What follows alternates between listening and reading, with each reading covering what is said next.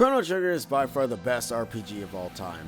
It sports a soundtrack that's made by three wonderful composers, Yasunori Matsuda, Nobuo Uematsu, and one composer that has worked on The Bouncer, and also Final Fantasy X, Noriko Matsude, and three creators that consist of Hironobu Sakaguchi, the creator of Final Fantasy, Yoji Horii, and Akira Toriyama, one that ends up working on both Dragon Quest and Dragon Ball, and also Yoji Horii, who also ends up working on the Dragon Quest series. He actually is still working on the Dragon Quest series till this day, mind you. Dragon Quest 11 is actually pretty good. Everyone should buy it, all things considering. Anyways, with all these talented people, known as the Dream Team by Square at the time, Chrono Trigger was shaped to be a genre game that has never been done before. A game based around the concept of time travel? Now, we've had the Back to the Future movie, but having a game be based around time travel and changing the future was a rare thing to see.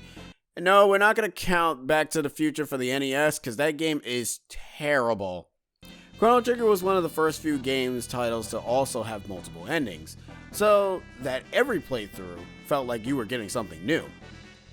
With the colorful cast of characters looking like Dragon Ball characters and the high-praised sprites and positive feedback the game received, it's no wonder people still talk about this game. And I'm also going to talk about it myself, because I love Chrono Trigger. It's one of my all-time favorite games, and also a game I can always replay again and again. So, does Chrono Trigger deserve the high praise that it still gets to this day? Well, let's find out today, shall we?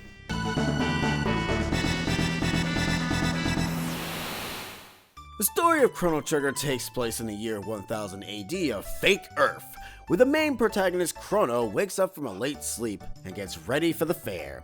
He meets a girl named Marley, who he escorts to his friend's new invention showcase known as the Tripod Machine, which is essentially just a teleporter. I don't know why she needs to make a fancy name for it. Marley takes a ride on the machine herself and causes a portal to open up, sending her somewhere far away. Chrono, being a mad lad, decides to follow Marley, and this is how we jumpstart our adventure of Chrono Trigger. Now at first you're thinking the game is probably just going to be about a boy rescue a girl, but the game goes even further beyond that. After a cool little transition that was really great at the time, you end up in the forest-like area, and you have your first enemy encounter. This is the introduction to the battle system. That's right, Chrono Trigger is actually a turn-based RPG. If you know how Final Fantasy works, you will understand the battle system really quickly. But just in case you don't have to worry. Chrono Trigger's battle system is fairly easy to understand. You have your attack, your tech, and your items, and that's it. The only thing you will take notice is that enemies are no longer random. In fact, they can all be seen on the field, so this gives you a chance of seeing what you will fight before engaging. This was pretty cool during this time, monsters just roaming around and not jumping at you at random. This concept will get used for future titles like the Tales of series, well, Tales of Symphonia to be specific. And they're fighting a few enemies here and there. You find where Marle is at, and you share a bit of a nice moment with each other before she kinda ups and vanishes before Chrono's eyes. Luca, being the brains of the team, explains that we are in the past, and that Marle is in fact a princess. The search team mistook Marle as the queen, therefore completing their mission. But if the queen is killed in the past, then Marle will no longer exist. This of course is not good for a first date.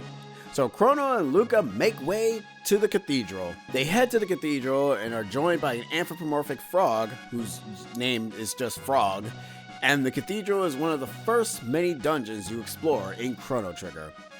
Chrono Trigger's dungeons can be either big or small. Big dungeons are usually long because of the many encounters it has, and small are done in a very short amount of encounters and time. Once Chrono and the gang make it to the end of the cathedral, they find the real culprit, a disguised chancellor known as Yakira. Once defeated, they save both the queen and the real chancellor.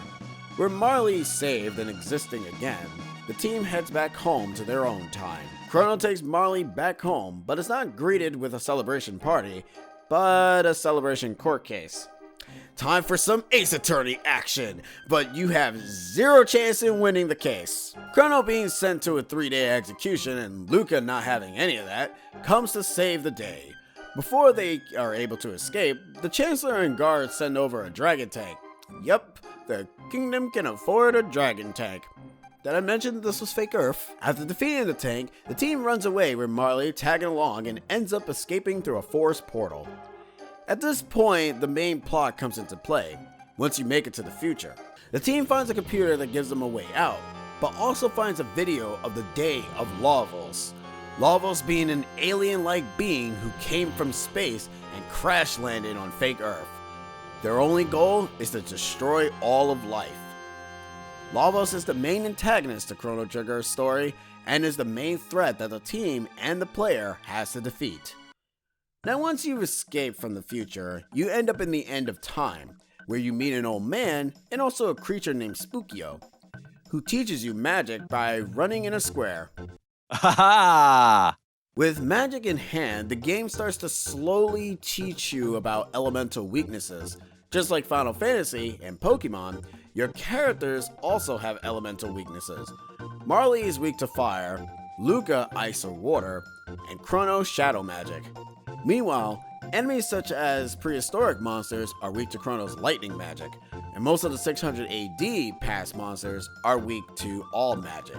Sometimes magic can also affect the tide of battle, such as these orcs with hammers getting their hammers engulfed in flames, allowing you to deal more damage. Once you've learned magic and head back to the present, the time traveling gimmick is used a lot more at this point. I call this the Masamune Reforge quest.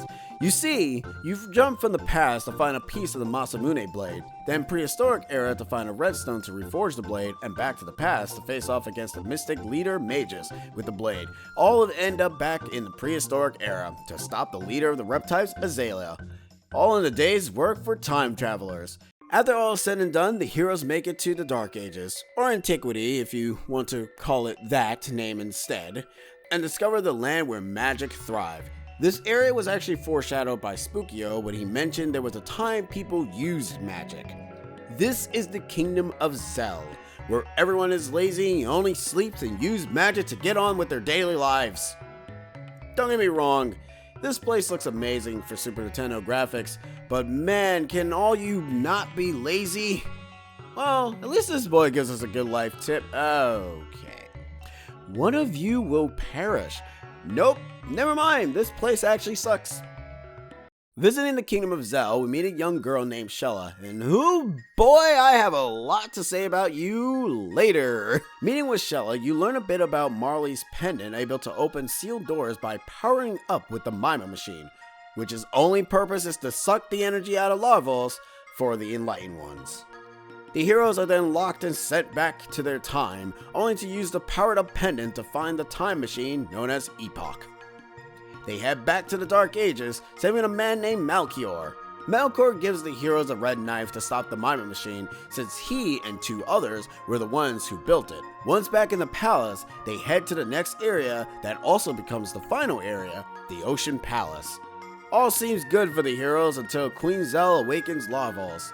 Lavos unleashes and one-shots the whole group without any issues, and Chrono used his last amount of strength to only be killed by Lavos' final attack. Not gonna lie, I've seen this before. Alright, Dragon Ball. Seriously, this whole setup feels like a Dragon Ball scenario, which is not a bad thing. Cause with Chrono looking like a Red Hair Goku, we all know he's gonna come back. And no lie, the old man from the end of time gives the hero an egg called the Sea Trigger, which has the power to bring people back to life. How cool is that? It's Dragon Ball without being Dragon Ball. We take the egg on top of Death Peak, wonderful name by the way, and use it to revive Chrono.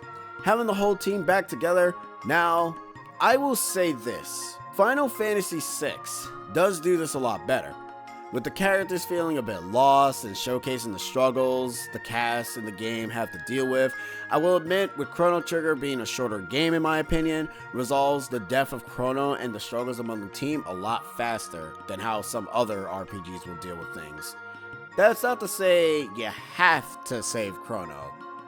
You do have a choice. Remember when I said Chrono Trigger has multiple endings?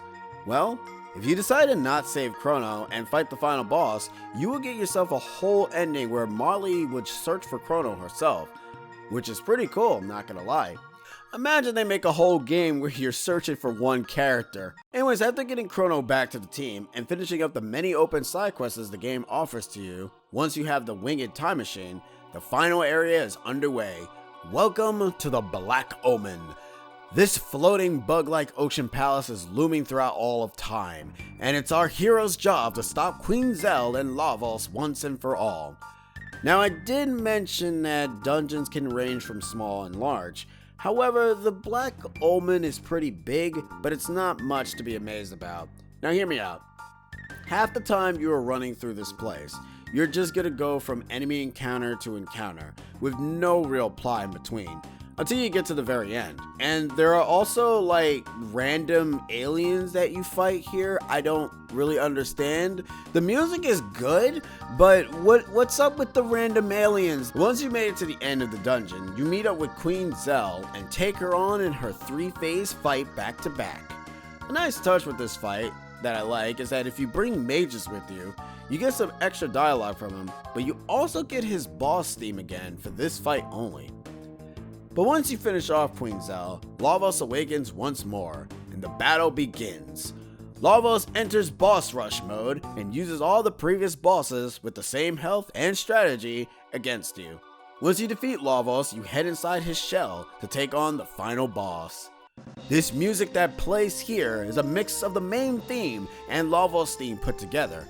It's like both themes are trying to fight just like how the heroes are fighting against Lavos. It's really cool and puts you in the mood to defeat this thing. But once you finish off the first phase, Lavos takes on a new form. And the music that starts up is the perfect example of a final boss encounter.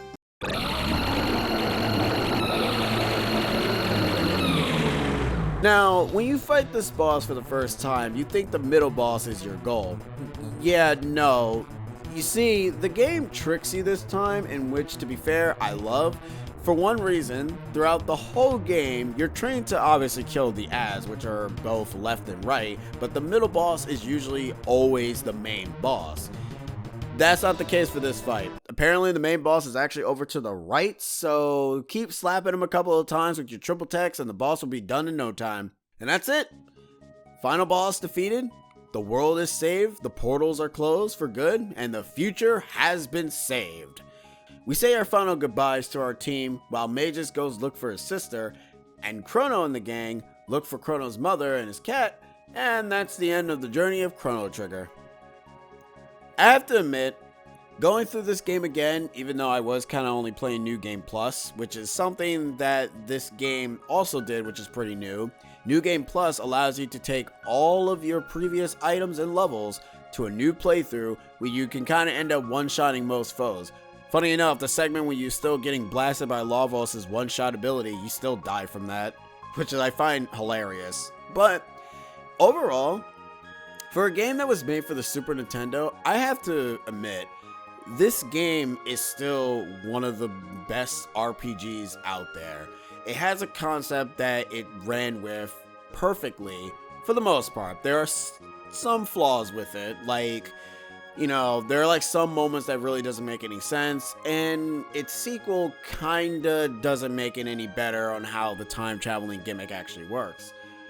Will I ever get to Chrono Cross? I don't know. I'm pretty sure that I will. It's gonna be a long, hefty one in itself, because Chrono Cross is actually a lot longer. Like with Chrono Trigger is shorter. Like, it only spans for like 7 hours, to be fair, compared to other RPGs that only span for like, 20 to 15 hours, depending on what you're doing. And the side quests are all very easy to complete. They're short, they don't really take that long. It's relatively fine. There was a fan game that was connecting both Chrono Cross to Chrono Trigger. It was called Chrono Trigger Crimson Echoes, which was essentially a game that continued after the story of Chrono Trigger, where you end up playing with all the characters a little bit aged up, and obviously Chrono and Marley married at that point, and it's really cool. Unfortunately, just like all fan-made projects, it also got a cease and desist. You hate to see it. I mean, to be fair, what are you gonna do? Anyways, that is actually the end of that. Maybe whatever I'll do will not be an RPG this time. Don't know why I wanted my first video to be an RPG of all things. I really gotta remember, RPGs are long. Lol. Whatever.